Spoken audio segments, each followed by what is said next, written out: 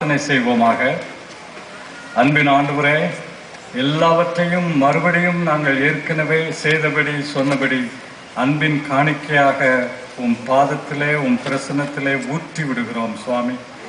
எதுவும் எங்களுக்குரியதல்ல, எதையும் தனி சொத்தாக கருத மாட்டோம். எல்லாம் நீர் தந்தது, உமக்குரியது, உம்முடைய நாமத்தின் மகிமைக்காக, உம்முடைய திட்டங்களை நிறைவேற்றுவதற்காக நீர் தந்தது. ஆகையினாலே நாங்கள் எப்படி அதை பற்றி பறித்து எங்களுக்கென்று வைத்துக்கொள்ள முடியும்? எல்லாவற்றையும் கருத்தில் தருகிறோம். இந்த இறுதி கூட்டத்திலும் நீர் பேசும், உடைய நாமத்துக்கு மகிமை எடுத்துக்கொள்ளும். உம்முடைய சித்தத்திற்கு தடையாயிருக்கிற எல்லா ஆவிகளையும் சக்திகளையும் ஆண்டவராகிய இயேசு கிறிஸ்து கட்டி, நீர் சொன்னபடி பிசாசின் கிரியைகளை அழிக்கவே வந்தேன் என்று சொன்னீரே, அழித்தருளும், விடுதலை தாரும். கட்டி வைத்திருக்கிற வாழ்க்கை ஜீவியங்களை விடுதலையாக்கும்.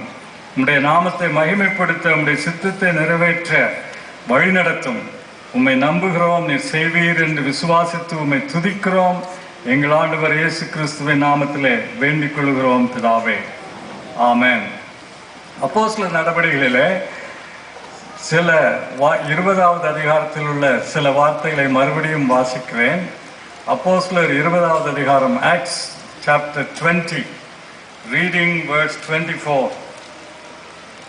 அதற்கு முந்தின வசனத்தில் அவர் என்ன சொல்கிறார்? கட்டுகளும் உபத்திரவங்களும் எனக்கு வைத்திருக்கிறது என்று பரிசுத்த ஆவியானவர் தெரிவிக்கிறதை மாத்திரம் அறிந்திருக்கிறேன்.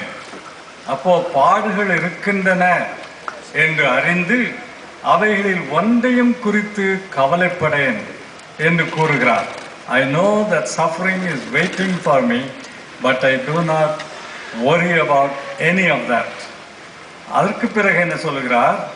என் பிராணனையும் நான் அருமையாக எண்ணேன், என் ஓட்டத்தை சந்தோஷத்தோடு முடிக்கவும் தேவனுடைய கிருபையின் சுவிசேஷத்தை பிரசங்கம் பண்ணும்படிக்கு நான் கர்த்தராகிய இயேசுவினிடத்தில் பெற்ற ஊழியத்தை நிறைவேற்றவுமே விரும்புகிறேன் என்று கூறுகிறார். சந்தோஷத்தோடு ஓட்டத்தை முடிக்க வேண்டும், ஊழியத்தை நிறைவேற்ற வேண்டும். செய்தாரா? பார்ப்போம். 2 தீமோத்தேயு 4வது அதிகாரத்திலே, did he fulfill what he said he would do, that he will finish the race and accomplish the task that was given to him? Did he do that? Let's see in 2 Timothy chapter 4. 2 தீமோத்தேயு 4வது அதிகாரம் 6வது 7வது வசனங்கள். நான் இப்பொழுதே வானபலியாக வார்க்கப்பட்டு போகிறேன், நான் தேகத்தை விட்டு பிரியும் காலம் வந்தது. நல்ல போராட்டத்தை போராடினேன், ஓட்டத்தை முடித்தேன். பாருங்க, முடித்தேன் என்று கூறுகிறார். விசுவாசத்தை காத்து கொண்டேன், இது முதல் நீதியின் கிரீடம் எனக்காக வைக்கப்பட்டிருக்கிறது. அல்லேலூயா! எவ்வளவு அருமையான ஒரு சாட்சி இல்லையா? இந்த ஓட்டத்தை முடிப்பதற்காக என் பிராணனையும் அருமையாக எண்ணமாட்டேன் என்று சொன்னவர் ஓட்டத்தை முடித்தேன் என்று கூறுகிறார். I have finished the race, I have accomplished the task. What a testimony! ஒரு வயதான வேதாகம கல்லூரியின் தலைவர் தம்முடைய மாணவர்களுக்கு அந்த இறுதி கூட்டத்திலே, அவர்களுக்கு பட்டமளிக்கும் விழாவான அந்த இறுதி கூட்டத்திலே, நம் நாட்டில் அல்ல இது நடந்தது, இன்னொரு நாட்டிலே, அவர் அந்த மாணவர்களுக்கு சொன்ன அறிவுரை என்ன?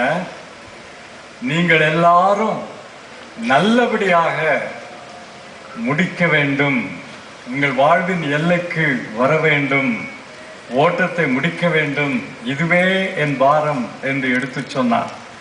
ஆரம்பிக்கலாம், ஆடம்பரத்தோடு ஆரம்பிக்கலாம், ஆர்ப்பாரத்தோடு ஆரம்பிக்கலாம். You can have a great beginning with a lot of fanfare. ஆனால் முடிப்பது, ஃபினிஷிங், அதுதானே முக்கியம். அப்படி முடிக்க வேண்டும் என்கிற பாரத்தை அவர் எடுத்து சொன்னார். இங்கே உட்கார்ந்திருக்கிற அருமையான சகோதரனே சகோதரியே, ஒருவேளை வாலிபராக இருக்கலாம் அல்லது சின்ன தம்பி தங்கச்சிமாராக இருக்கலாம், யாரானாலும் சரி, முடிவு எப்பொழுது வரும்னு சொல்ல முடியாது இல்லையா? ஆனால் நான் முடிக்கும் மட்டும் கர்த்தருக்கு உண்மையாக இருந்து வெற்றியோடு முடிக்க விரும்புகிறேன் என்கிற அந்த ஒரு வாஞ்சை, அந்த தாகம் உன் உள்ளத்தில் உண்டா?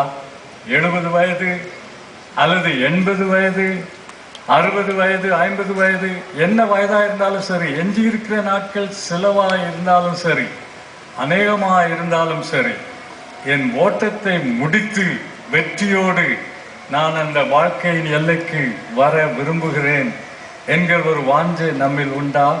அதைத்தான் சொல்கிறார் இங்கே இந்த எழுத்துக்களை எழுதினவர் பவுலடியார். என் ஓட்டத்தை முடித்தேன் என்று கூறுகிறார். எவ்வளவு வெற்றிகரமான ஒரு சாட்சி அது இல்லையா? சரி, எப்படி ஆரம்பித்தார்? இவருடைய ஆரம்ப வாழ்க்கையை பற்றி ஆங்காங்கு சில காரியங்கள் நமக்கு வேதாகமத்திலே சொல்லப்படுகின்றன. We know a few facts about Paul's beginnings from scripture. தர்சு பட்டணத்திலே நான் பிறந்தேன் வளர்ந்தேன் என்று கூறுகிறார். அதுல விசேஷம் என்னவென்றால், தர்சு பட்டணத்திலே ஒரு பெரிய பல்கலைக்கழகம் ஒன்று உண்டு. அது படிப்புக்கு பெயர் பெற்றது, கல்விக்கு பெயர் பெற்றது. A great university in Tarsus. That's where Paul grew up.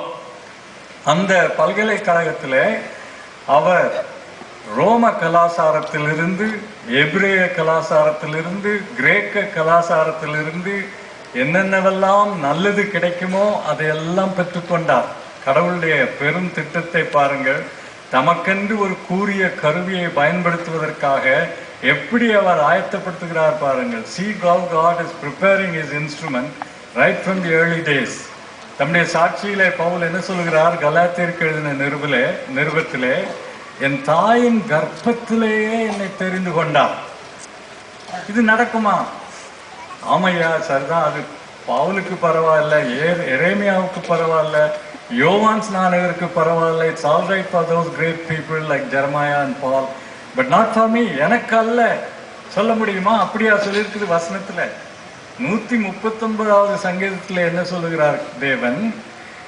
கருவிலேயே நம்மேல் கருத்துள்ளவராக கர்த்தர் கண்காணிக்கிறார் என்று சொல்லியிருக்கிறார் இல்லையா?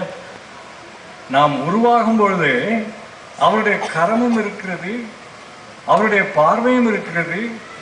எல்லாவற்றையும் அவர் குறித்து வைக்கிறார், கண்காணிக்கிறார் என்று பொருள்படும்படியாக 139வது சங்கீதத்திலே 14வது 15வது வசனங்களிலே தெளிவாய் சொல்லியிருக்கிறார். Very clearly God has said in Psalm 139:14 and 15 that God's eyes are upon us, his concern is over us even when we were being conceived in our mother's womb. அப்போ யாருக்குரியது? எல்லாருக்கும் உரியது. இங்க உட்கார்ந்துருக்கிறிய தங்கச்சி, தம்பி, உனக்கும் உரியது. நீ பிறந்தது ஒரு விபத்து அல்ல. ஒருவேளை நீ யோசிக்கலாம், ஐயா உங்களுக்கு தெரியாது என்னுடைய பின்னணி, என் பின்னணி ரொம்ப மோசமானதாக்கும், என் குடும்ப பின்னணி ரொம்ப மோசமானதாக்கும்.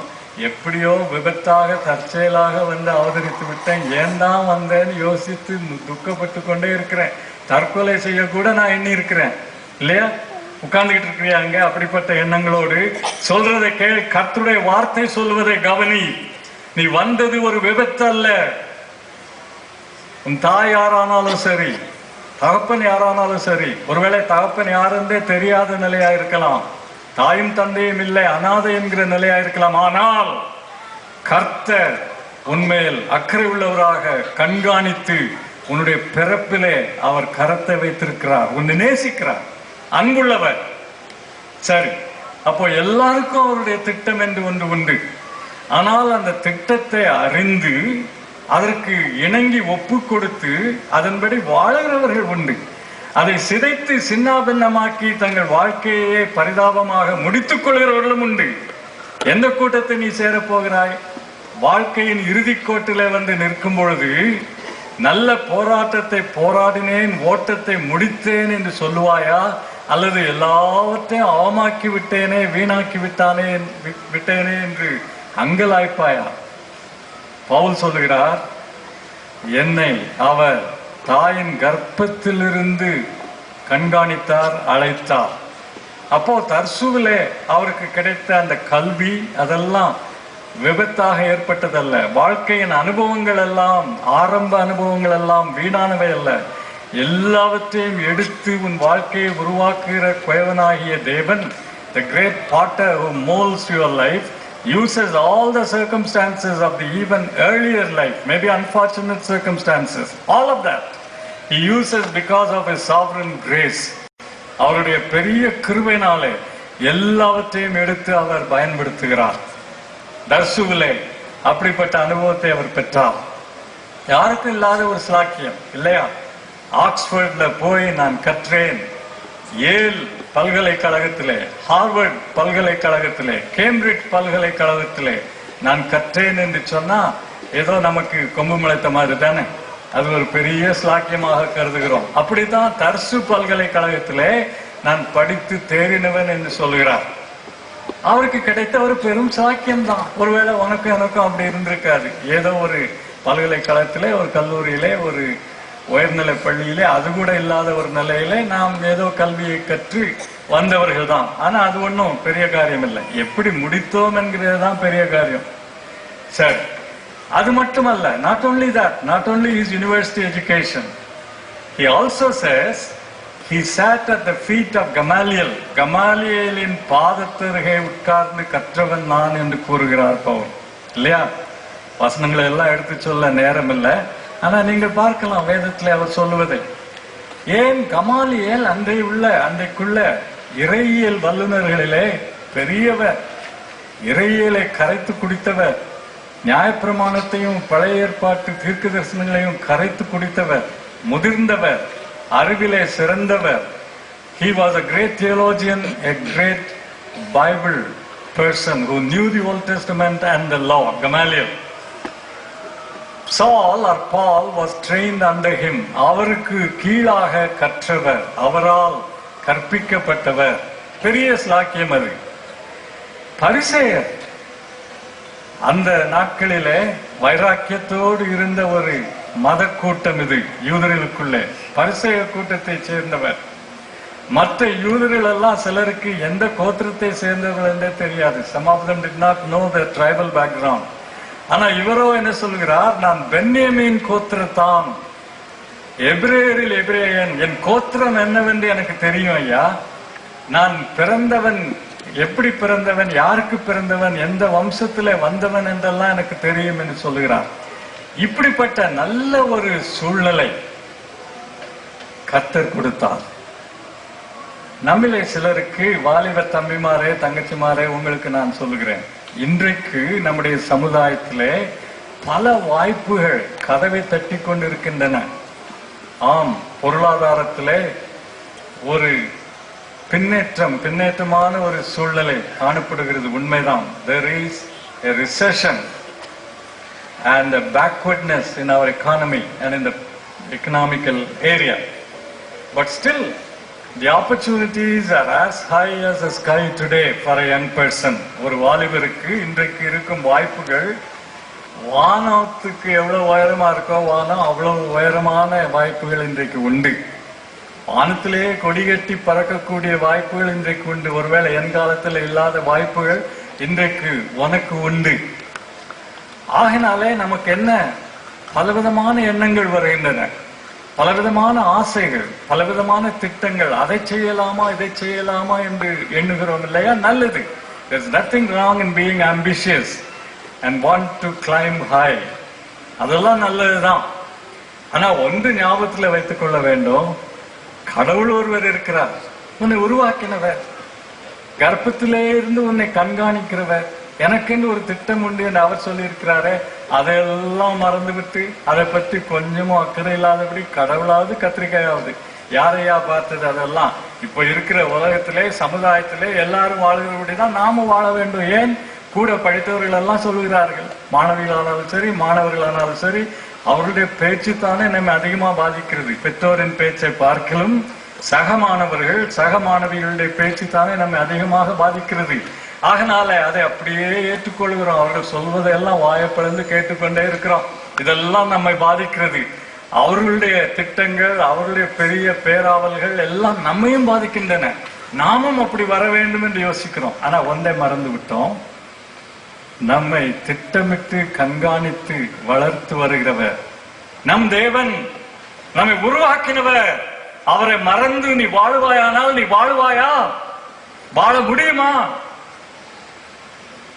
ஒரு சின்ன பையன் நூல்கண்டை தன் கையில் எடுத்து, நூல்கண்டு நல்லா இருக்குது, இது எப்படி இருக்குது, அடுத்த முனை எங்க இருக்கிறது என்று பார்க்கலாம் என்று சொல்லி அந்த நூல்கண்டோடு நூல்பந்தோடு விளையாட ஆரம்பிக்கிறான். Little boy is taking a ball of thread, is fascinated, he begins to play with it. என்ன ஆகிறது? நூலை பிரிக்க பிரிக்க ஆனந்தமா இருக்கிறது. வாழ்க்கையும் அப்படித்தான். எல்லாம் ஆனந்தமா இருக்குது. எங்கு பார்த்தாலும் தமாஷ் தான், எங்கு பார்த்தாலும் ஆனந்தம் தான், எங்கு பார்த்தாலும் கேளிக்கைகள், சிற்றின்பங்கள் ஏராளம். பணம் எவ்வளவு அதிகமாக பெருகி வருகிறதோ, வாய்ப்புகள் எவ்வளவு பெருகி வருகின்றனோ, அதுபோல கேளிக்கைகளும் இன்றைக்கு சிற்றின்ப வாய்ப்புகளும் ஏராளமாகி வருகின்றன இந்த நாட்களிலே. இதெல்லாம் அனுபவித்து இதை விட்டா வேற நமக்கு கிடைக்காது என்று சொல்லி அனுபவித்து அந்த பையன் அந்த நூல் பந்தை நூல் கண்டை வைத்து விளையாடுவது போல விளையாடி கடைசியில அந்த நூல் எல்லாம் வெளியே வந்தாச்சு. அந்த நூல் எல்லாம் கேட்கிறியா தங்கச்சி, இந்த நூல் எல்லாம் இவன் கையில சிக்கி போய் அப்படியே இருக்கிறது. என்ன செய்வான்? நூலை திருப்பி போட முடியுமா? Can he put the thread back on that ball of thread? He has removed it. It's all tangled up in his hands. What can he do? என்ன செய்வான் அவன்? அழுதான். அழுதான். அதுதானே செய்ய முடியும். அழுதான். He cried. He could not put it back. ஒருவேளை இங்க உட்கார்ந்துகிட்டு இருக்கிற உன் வாழ்க்கை அப்படிதான் இருக்கு. சின்ன பின்னமாகி சிதைந்து போய் நீ தாந்தோண்டித்தனமாய் எங்கெல்லாமோ தெரிந்தாய், என்னவெல்லாமோ செய்தாய், கண்டதெல்லாம் நாடி சென்றாய், விருப்பமானதையெல்லாம் எடுத்துக்கொண்டாய், அனுபவிக்கிறேன் என்று எண்ணினாய். இல்லை, நீ இப்பொழுது சிக்கலில் இருக்கிறாய், திண்டாட்டத்தில் இருக்கிறாய். ஒருவேளை கண்ணீர் சிந்தி இருக்கிறாய். இல்லைன்னு சொன்னா, நான் வாலிப பையன், நான் எப்படி அழுவேன், நான் பொம்பளை இல்லையே. சரி, பொம்பளை இல்லதான், ஆனா ரகசியத்தில் அழுகிறாய் இல்லையா? உன் உள்ளத்தில் அழுகிறாய் இல்லையா? Aren't you crying in your heart? Because you say you are a man and you cannot cry publicly, but yet you are crying. ஆனாலும் நீ அழுகிறாய். இந்த நூல் எல்லாம் இப்போ சிக்கலாகி இப்போ உன் கையில இருக்கிறது. என்ன செய்கிறது? என் அருமையான சகோதரனே, சகோதரியே, வாழ்க்கை அவருக்கென்று வாழ்வதற்கு கொடுக்கப்பட்ட ஒரு ஈவு. அவரை ஒதுக்கி உதாசீனம் செய்து வரம்பிலை வைத்துவிட்டு உன் விருப்பப்படி நீ வாழ்வாயானால் அதற்கு விளைவுகள் உண்டல்லவா? நிச்சயமாக உண்டு. Life is given to you as God's gift. If you don't recognize that and play with it and do as you like, there are consequences and you have to bear the consequences, because God is the ruler and the moral ruler of this universe, the sovereign Lord, and you cannot escape. சரி, அப்படிப்பட்ட நிலையிலும் அவர் விட்டு விடுவாரா? பவுல், அவரை பற்றி தானே இப்ப படித்து வருகிறோம். அவருடைய எழுத்துக்களிலே, அவருடைய பேச்சிலே, அவருடைய வாழ்க்கையிலே ஒரு முக்கியமான அவரை ஆட்கொண்ட ஒரு சத்தியத்தை நமக்கு தெரிவிக்கிறார். அது என்ன தெரியுமா? கிருபையின் சத்தியம். கிருபை. கிருபை. கிருபை என்றால் என்ன? தகுதியற்ற எனக்கு, கொஞ்சமும் தகுதியற்ற எனக்கு தேவன் காட்டுகிற தயவு. God's mercy extended to me, though I don't merit it. God's unmerited favor is grace. And that had a great part in Paul's life. அந்த கிருபை அவரை விரட்டி பற்றி பிடித்து கொண்டது. ஆமையா, நீங்க சொல்றதெல்லாம் சரிதான், அவருக்கு செய்தாரு, எனக்கு செய்வாரா? ஏன் செய்ய மாட்டாரு? ஏன் செய்ய மாட்டாரு? உனக்கும் செய்கிறார் தங்கச்சி, தம்பி.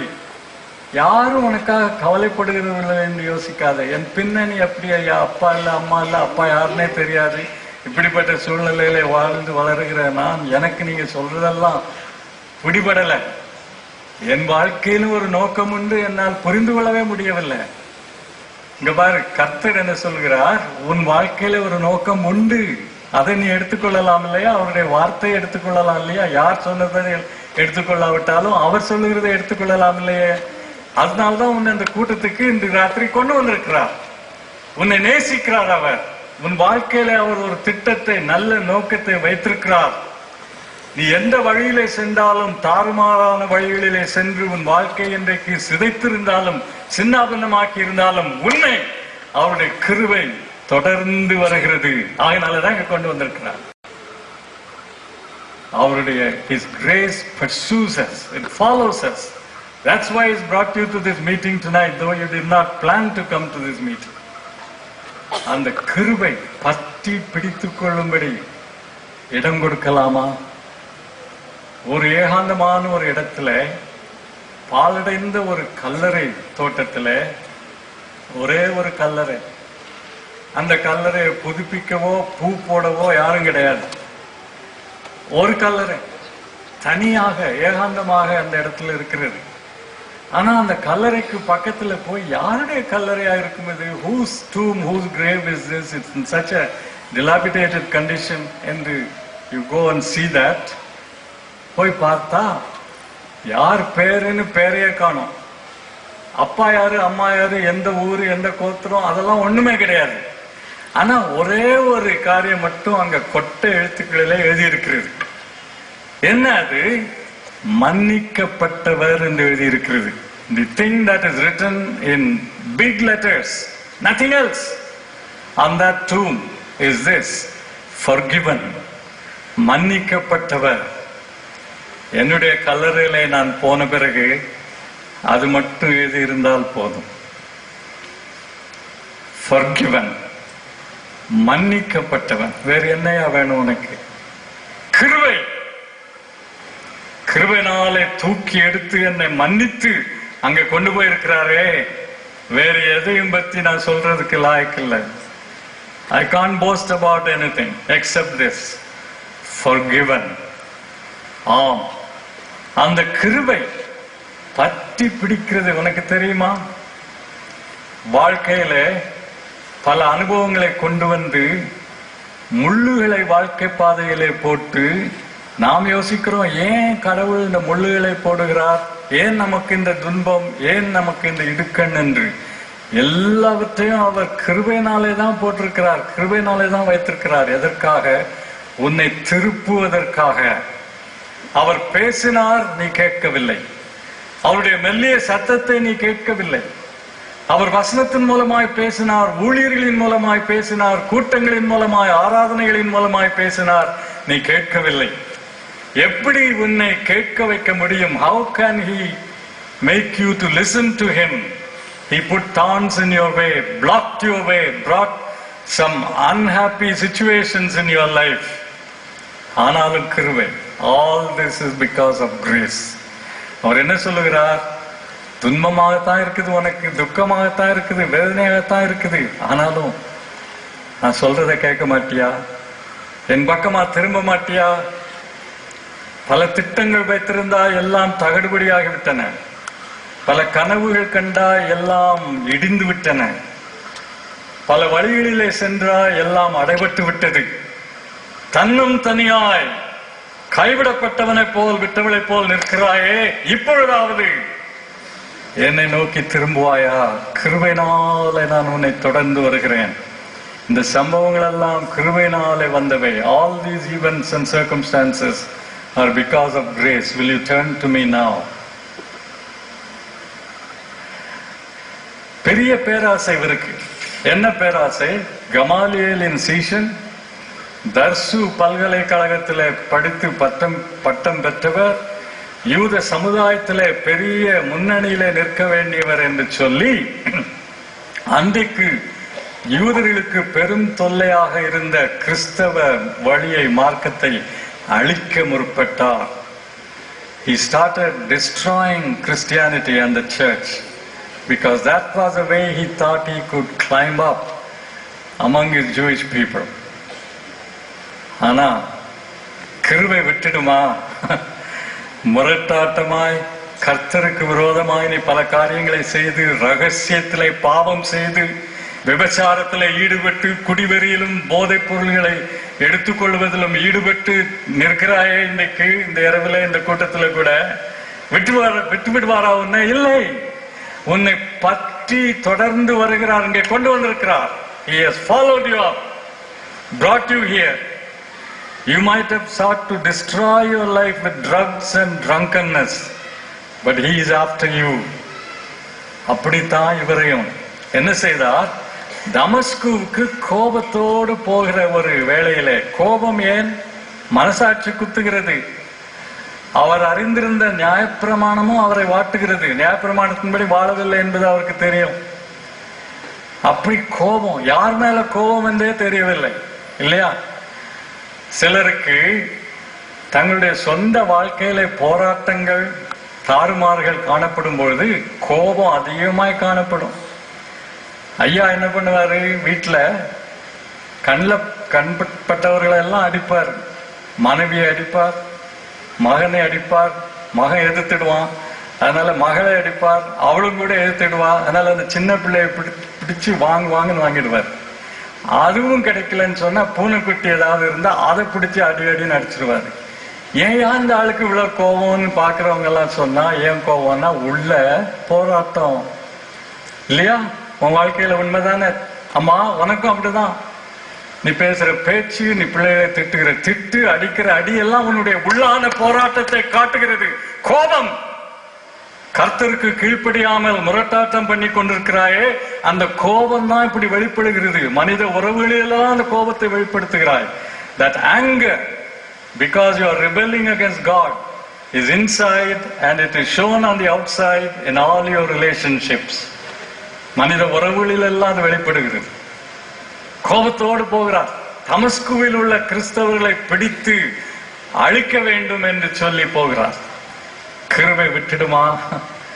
நீ அவருக்கு விரோதமாக போகலாம், அவரையே அழிக்கும் வண்ணமாக நீ வகை தேடலாம், அழிக்க முடியாது. ஆனா அவர் கிருபை விட்டுடுமா? உன்ன தமஸ்குவிலே நடு ரோட்டிலே சந்திக்கிறார், கீழே விழுகிறார். தெரிஞ்சு போச்சு இப்போ யார் என்று, தம்மை சந்திப்பது யார் என்று தெரிந்து விட்டது. ஆண்டவரே ஆண்டவரே என்று அழைக்கிறார். முன்பின் தெரியாதவர், யார் என்று அடையாளம் தெரியாதவர் எப்படி ஐயா ஆண்டவரே என்று சொல்ல முடியும்? அவர் சொல்லிவிட்டார் அல்லவா, நீ துன்பப்படுத்துகிற இயேசு நானே என்று சொல்லி. ஆண்டவரே நான் என்ன செய்ய வேண்டும்? Lord, already he has told him who he was. I am Jesus of Nazareth whom you are persecuting. Lord, what do you want me to do? Lord, நான் என்ன செய்ய வேண்டும்? ஆண்டவரே நான் என்ன செய்ய வேண்டும்? அதுதான் முழுவதும் ஒப்பு கொடுத்தலுக்கு அடையாளம். தம்பி, இந்த நூல் கண்டு திருப்பி அதை போட முடியாது. சின்ன பின்னம் ஆகிவிட்டது உன் வாழ்க்கை. ஆனால் அந்த துண்டுகளை எல்லாம், உடைந்து போன அந்த பீங்கான் துண்டுகளை எல்லாம், அந்த சிக்கலான நூலையும் கூட கொண்டு வந்து அவர் கையில கொடு. Bring up all those broken fragments, pieces of your life and bring them to Jesus. அவரண்டை கொண்டு வா, அவர் கையிலே கொடுத்து விடு. அதை எப்படி அவர் செய்வார், என்ன செய்வார் எல்லாம் நீ அவருக்கு ஆலோசனை கொடுக்க வேணாம். சும்மா அங்க நின்றுகிட்டு ஆண்டவர் இப்படி பண்ணும் அப்படி பண்ணும் அதை செய்யாத. முழுவதும் அவர் கையில கொடுத்துட்டு, நீர் என்ன சொல்லுகிறீரோ நான் அதை செய்கிறேன் என்று சொல்லு. செய்வாயா? செய்வாயா? அதை ஒன்றுதான் கிருபை எதிர்பார்க்கிறது. கிருபை, உன்னை பற்றி பிடித்த கிருபை, பின்தொடர்ந்து வந்த கிருபை உன்னிடத்தில் எதிர்பார்ப்பது என்ன? ஆண்டவரே நான் என்ன செய்ய வேண்டும்? சரி, செய்தார். அவர் வழியிலே நடக்க ஆரம்பித்தார். எளிதாக இருந்ததா? இல்லை. அவருடைய எழுத்துக்களிலே, நிருபங்களிலே பார்க்கும் பொழுது எத்தனை ஏமாற்றங்கள், கதவுகள் அடைக்கப்பட்டன, எதிர்ப்புகள், உயிருக்கே ஆபத்து. இது போதாதென்று உடலிலே வேறு ஒரு வியாதி, சரீரத்திலே முள் என்று சொல்லப்படுகிறது. It's mentioned as a thorn in the flesh. It's not anything spiritual. It's not anything moral. It's not even a little demon persecuting him, as some Bible teachers would say. சில வேத அறிஞர்கள் சொல்கிறபடி குட்டி சாத்தான் அல்ல, அது உடலிலே கொடுக்கப்பட்ட ஒரு வேதனை, குத்துகிற முள். என்னவா இருக்கலாம்? ஆஸ்துமாவா? அல்லது அடிக்கடி வருகிற ஒரு வயிற்றுக்கோளாறா? அல்லது வேறு ஏதாவது ஒரு நோயா? ஏதோ ஒன்று. ஆண்டவரே சுகப்படுத்தும் என்று கேட்டார். எல்லாவற்றையும் விட்டு உமக்கு பின் வந்தேனே, சுகப்படுத்த மாட்டீரா? I left everything and followed you. Will you not heal me? God's answer was, கடவுளுடைய பதில் என்ன? என் கிருபை உனக்கு போதும், என் பலம் உன் பலவீனத்திலே விளங்கும். My grace is sufficient for you. My strength will be made perfect in your weakness. அதுதான் பதில், ஆண்டவர் கொடுத்த பதில். சரி, அந்த பலவீனத்தை சுமந்து கொண்டு கிருபையை பெற்றவராய், அந்த பலவீனத்திலும் கிருபையை பெற்றவராய் முன்னேறி செல்லுகிறார். எவ்வளவு பெரிய சாதனைகள்! நற்செய்தி சென்றிராத இடங்களிலே சென்று நற்செய்தியை அறிவித்து அர்ப்பணி செய்து சபைகளை உருவாக்குகிறார். எல்லாம் சாதகமாக அமைந்ததனால் அல்ல, பாதகமான சூழ்நிலைகளிலும் ஊழியத்தை செய்து சபைகளை உருவாக்கினார். என் அருமையான சகோதரனே, சகோதரியே, ஊழிய பாதையில் செல்லும் பொழுது கர்த்தர் எல்லாவற்றையும் உனக்கு தருவார், செழிப்பை தருவார், சுகத்தை தருவார் என்று எதிர்பாராதே. சுகத்தையும் செழிப்பையும் மட்டும் போதிக்கும் போதனைகள் இன்றைக்கு தொலைக்காட்சியிலானாலும் சரி, பெரிய அலங்கரிக்கப்பட்ட மேடைகளினாலும் சரி, வேத புரட்டு. ஏனென்றால் வேதம் செழிப்பையும் சுகத்தை மட்டும் போதிக்கவில்லை. வேதம் சிலுவையை பற்றி போதிக்கிறது, பாடுகளை பற்றி போதிக்கிறது, கிறிஸ்துவின் சித்தத்தை நிறைவேற்றுவதை பற்றி போதிக்கிறது. சுகத்தையும் செழிப்பையும் தேடி செல்லுவாயானால் ஏமாற்றம் அடைவாய். நித்தியம் ஒன்று உண்டு. 40 ஆண்டு காலம் சுகம் பெற்று வாழ்ந்தால் போதுமா? நித்தியத்திற்காக உன் வாழ்க்கையை நீ ஆயத்தப்படுத்த வேண்டாமா? இன்னைக்குரிய கூட்டங்களிலே நித்தியத்தை பற்றிய பேச்சே கிடையாது. இயேசு கிறிஸ்துவை சந்திக்க வேண்டும், இந்த உடலில என்ன செய்தோம் என்று நியாயம் தீர்ப்பார், இதெல்லாம் கிடையாது. சுகம் கொடுப்பார், செழிப்பு தருவார், என்ன வேணுமோ கேள் அவர் தருவார். இது சத்தியமே இல்லை, இது சத்தியமே இல்லை, இது சுவிசேஷமே அல்ல, வேற என்னவாகவும் இருக்கலாம். சார், அவருக்கு அந்த சுகவீனம் நீக்கப்படவில்லை, கிருபை கொடுக்கப்பட்டது. ஆனாலும் இந்த பாதகமான சூழ்நிலைகளின் நடுவிலும், even in the midst of all these adversities, he served his God, established churches. செய்தார். இறுதியில சிறையில் அடைத்தார்கள். They imprisoned him. பிறகு சிறையிலிருந்து விடுவிக்கப்பட்டு ஓய்வு பெற போய்விட்டாரா? அப்பா, இவ்வளவு நாள் சிறையில இருந்து விட்டேன், இப்ப எனக்கு கொஞ்சம் ஓய்வு வேணும், எல்லாரும் என்னுடைய அடியார்கள் எல்லாம், என்னுடைய பக்தர்கள் எல்லாம் எனக்கு கால் பிடிக்க வாங்கன்னு சொன்னாரா? கால் வலிக்குது, முட்டி வலிக்குது, வந்து பிடித்து பாருங்கன்னு சொன்னாரா? Did he call his followers, his disciples, his fans to come and press his knees and relieve his pain? No! He started out again on a second missionary journey. இரண்டாவது மிஷனரி பயணம். கடைசியில் அவரை பிடித்து சிறையில போட்டார்கள். அப்பொழுதுதான் தீமோத்தேயுவுக்கு இந்த 2வது நிருபத்தை எழுதுகிறார். இப்ப என்ன தெளிவாயிட்டு அவருக்கு? இனிமே விடுதலை இல்லை. அவர் ரோம குடிமகனாய் இருந்தபடியினாலே சிலுவையில அறைய மாட்டார்கள். வெளியே கொண்டு போய், பட்டணத்துக்கு வெளியே கொண்டு போய், அவர் தலையை ஒரு மரக்கட்டையின் மேல் வைத்து வாளினாலே தலையை வெட்டுவார்கள். They will take him outside the city, put his head on a block of wood and cut it off, behead him. Not through crucifixion, but through beheading, because he was a Roman citizen. இது தெரியும் அவருக்கு. எவ்வளவு நாள் இருக்க போகுது? இன்னும் கொஞ்ச நாள் தான். கொஞ்ச நாள்ல சாக போகிறோம், சாகடிக்கப்பட போகிறோம் என்று அறிந்து கொண்டவர் என்ன சொல்லுகிறார்? ஓட்டத்தை முடித்தேன். வெற்றி குரல் பாருங்கள். Look at his cry of triumph, knowing that only a few days awaited his death. I have fought the fight, I have finished the race. What a shout of triumph. ஒரு தம்பி இந்த மாதிரி கூட்டங்களிலே, பட்டதாரி வாலிபன் கூட்டங்களிலே கர்த்தர் பேசினார். என்ன சொன்னார்?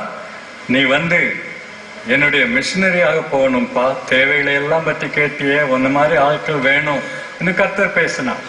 இவன் என்ன சொன்னா? ஆண்டவரே, உமக்கு தெரியாது ஒன்று, நான் உமக்கு ஒரு நல்ல பிளான் தரேன்.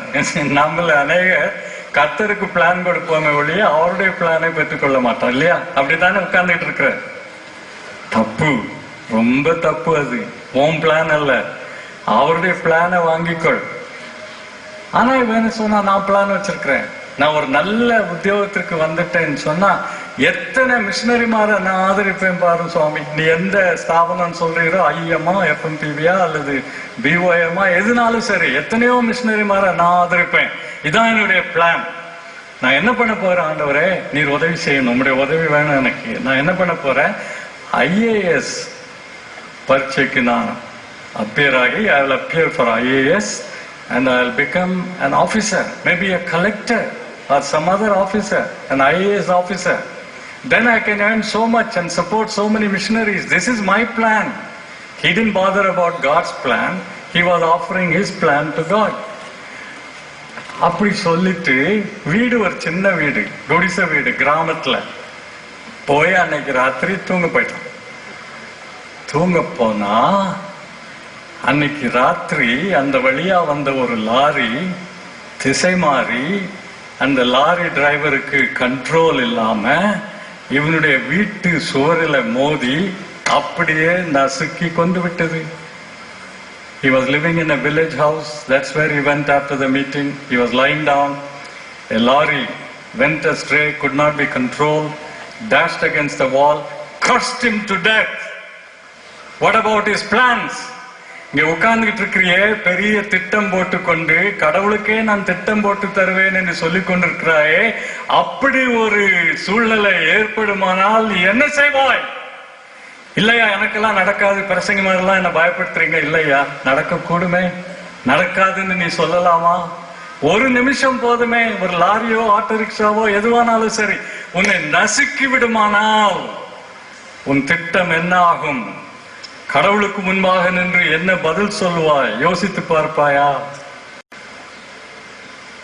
வாழ்க்கையின் எல்லை கோட்டிலே, இறுதி கோட்டிலே வந்து நிற்கும் பொழுது நல்ல போராட்டத்தை போராடினேன். When you stand at the edge of life, the last limit, boundary, if you can say I have finished the race, what a great victory. எவ்வளவு பெரிய வெற்றி அது. தம்பி தங்கச்சி, அதுக்காகத்தான் உன்னை அழைக்கிறேன். நான் என்ன சொல்றேன்? இயேசு சுவாமிக்கு உன்னை ஒப்புக்கொடு. சும்மா மேல்வாரியான ஆழமில்லாத ஒப்பு கொடுத்தல் அல்ல, வீண் சலசலப்பு அல்ல, வீண் ஆர்ப்பாட்டம் அல்ல, ஆர்ப்பரிப்பு அல்ல. ஆழமாக, ஆண்டவரே உம்முடைய சித்தத்தை மட்டும் நான் செய்வேன். எங்கு கொண்டு செல்கிறீரோ அங்கே செல்வேன். எதை செய்ய சொல்லுகிறீரோ அதை நான் செய்வேன். இதோ என் வாழ்வு உமக்குரியது. அவிதமான ஒரு அர்ப்பணம் இந்த ராத்திரி செய்வாயா? அன்போடு அழைக்கிறேன். கர்த்தரும் அன்போடு அழைக்கிறார். கிருபையினாலே உன்னை தொடர்ந்து வந்தவர், இன்றைக்கும் நீ அழியாதபடி கிருபையினாலே உன்னை காத்துக் கொள்கிறவர். செதறிப்போன துண்டுகளை எல்லாம் எடுத்து அவர் கையிலே கொடுத்து விடு. கடந்த வாழ்க்கையின் ஏமாற்றங்கள், தோல்விகள், வீழ்ச்சிகள், பாவங்கள் எல்லாவற்றையும் அவர் கையிலே கொடுத்து விடு. அவர் மன்னித்து சுத்திகரித்து சரிப்படுத்தி உன்னை பயன்படுத்துவார். கொடுப்பாயா? பிரார்த்தனை செய்வோம், ஜெபிப்போம். கர்த்தருடைய ஆவியானவர் நம் நடுவில் ஆழமாக பிரசன்னமாயிருக்கிறார். இது அவருடைய வேலை, தவற விட்டு விடாதே. அந்த வாலிப தம்பி செய்தது போல முதுகு காட்டி போவாயானால், இன்றைக்கு இரவே நித்தியத்தை நீ சந்திக்க நேரிடுமானால் எவ்வளவு பரிதாபம். ஆண்டவரே, என்னை முழுவதுமாய் எடுத்து பலிபீடத்தின் மேல் நான் வைத்து விடுகிறேன். என்ன, எது, எப்படி, எங்கே என்றெல்லாம் எனக்கு தெரிய வேண்டிய அவசியமில்லை சுவாமி. நீர் சொல்லுவதே நான் செய்வேன். நீர் எங்கு போக சொல்லுகிறீரோ அங்கு போவேன். என்னவா இருக்க விரும்புகிறீரோ அவ்விதமாக நான் இருப்பேன். இதோ என் வாழ்க்கை முழுவதுமாய் எடுத்து கொடுத்து விடுகிறேன் என்று கொடுப்பாயா? என்னை மன்னித்து விடும் ஆண்டவரே. உடைந்து போன துண்டுகளை எல்லாம் கூட உம் கரத்தில் கொடுத்து விடுகிறேன். சிக்கலான இந்த நூல் சிக்கலாவதற்கு நான் தானே காரணம். இந்த பாத்திரம் எல்லாம் உடைந்து போனதற்கு நான் தானே காரணம். என்னை மன்னித்தருளும், ஏற்றுக்கொள்ளும் ஆண்டவரே என்று சொல்லுவாயா? என் அருமையான சகோதரனே, சகோதரியே, தம்பி தங்கச்சி, அப்படி நீ சொல்லுவாயானால் நான் ஏதோ இந்த கூட்டம் முடிந்து ஊருக்கு போவதற்கு முன்பு உனக்காக ஜெபிக்க விரும்புகிறேன். எழுந்து நிற்பாயா?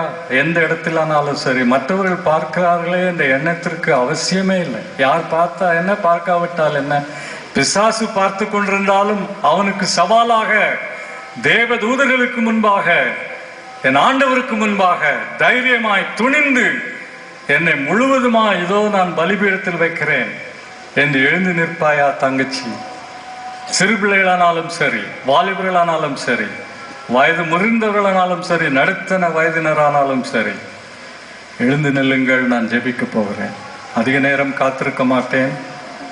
எழுந்து நில்லுங்கள். ஆங்காங்கு எழுந்து நில்லுங்கள். கர்த்தருக்கு ஸ்தோத்திரம். எழுந்து நிற்கிறவர்களுக்காக தங்கச்சிமார், சின்ன தங்கச்சிமார், தம்பிமார், வாலிப தம்பிமார், தங்கச்சிமார், எழுந்து நில்லுங்கள். இந்த நாளை நீ ஒருபொழுதும் மறக்க மாட்டாய். ஆகஸ்ட் 9 2009 ஒரு நாளும் மறக்க மாட்டாய்.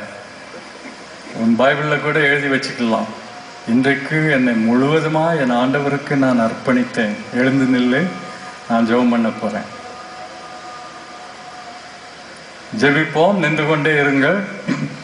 அன்பின் ஆண்டவரே, உம்முடைய அருமையான கனிவுள்ள பிரசன்னத்திற்காக உம்மை துதிக்கிறேன். எங்கள் நடுவில் நடமாடுகிறவரே, அசைவாடுகிறவரே, உம்மை துதிக்கிறேன். எல்லா மகிமையும் கனமும் உமக்கே உரியது. நான் ஓரத்தில் நிற்கிறேன் ஆண்டவரே. ஆனால் இந்த அருமை மக்கள், வாஞ்சையோடு வந்தவர்கள், வாஞ்சையோடு கீழ்ப்படிந்து எழுந்து நிற்கிறவர்கள், இவர்களை உம் கரத்தில் நான் தருகிறேன். அவர்களுடைய உள்ளத்தின் ஏக்கம் என்னவென்று உமக்கு தெரியும். அவருடைய வேண்டுதல் என்னவென்று உமக்கு தெரியும் சுவாமி. அவருடைய விருப்பப்படி, அவருடைய வேண்டுதலின்படி அவருடைய பாவங்களை, தவறுகளை, வீழ்ச்சிகளை எல்லாம் மன்னித்து முழுவதுமாய் ஏற்றுக்கொள்ளும். சிதறிப்போன துண்டுகளை எல்லாம் தருகிறார்களே, சிக்கலான நூலையும் எடுத்து கொடுக்கிறார்களே சுவாமி, நீ சரிப்படுத்தும். ஒரு நல்வாழ்வு அமைத்து தாரும். பயனுள்ள வாழ்வுக்கு நீர் அருட்பணியாளர்களாக அழைப்பீரானால் அதையும் தெளிவாக்கும். எங்கு எடுத்து செல்லுவீரோ அங்கு எடுத்து செல்ல ஆயத்தம். எதை செய்ய சொல்கிறீரோ அதை செய்ய ஆயத்தம் என்றெல்லாம் சொல்கிறார்களே, ஏற்றுக்கொள்ளும் சுவாமி. சாத்தான் எந்த பயத்தையும் குழப்பத்தையும் சந்தேகத்தையும் கொண்டு வராதபடி அவனை தடுத்து நிறுத்தியருளும். அவனுடைய செயல்களை அழிக்கவே வந்தேன் என்று சொன்னவரே, அழித்தருளும். இந்த வேளையிலே அவனுடைய செயல்களை நீர் அழித்தருளும். விடுதலை தாரும். இந்த அருமையான மக்களை உம் கரத்தில் நான் தருகிறேன். உமக்குரியவர்கள். உம்முடைய சித்தத்திற்காக அவர்களை காத்துக்கொள்ளும், வழிநடத்தும். ஒரு நாளிலே இவர்கள் உமக்கென்று பெரிய ஊழியக்காரர்களாக, அருட்பணியாளர்களாக மாறுவார்களானால் மகிமை, ஹல்லேலூயா, எல்லா கனமும் உமக்கே உரியது. ஏற்றுக்கொள்ளும் சுவாமி. நிச்சயமாய் நீர் ஏற்றுக்கொள்கிறீர். நம்புகிறேன், உம்மை துதிக்கிறேன். எங்கள் ஆண்டவராகிய இயேசு கிறிஸ்துவின் நாமத்திலே வேண்டிக் கொள்கிறேன் பிதாவே, ஆமென். நம்முடைய கர்த்தராகிய இயேசு கிறிஸ்துவின் கிருபையும், பிதாவாகிய தேவனுடைய அன்பும், பரிசுத்தாவியானவரின் ஐக்கியமும் நம் அனைவரோடும், விசேஷமாய் இன்றைக்கு துணிச்சலோடு எழுந்து நின்று தங்களை முழுவதுமாய் அர்ப்பணித்த இந்த அருமை மக்களோடும் எப்பொழுதும் இருப்பதாக. ஆமென்.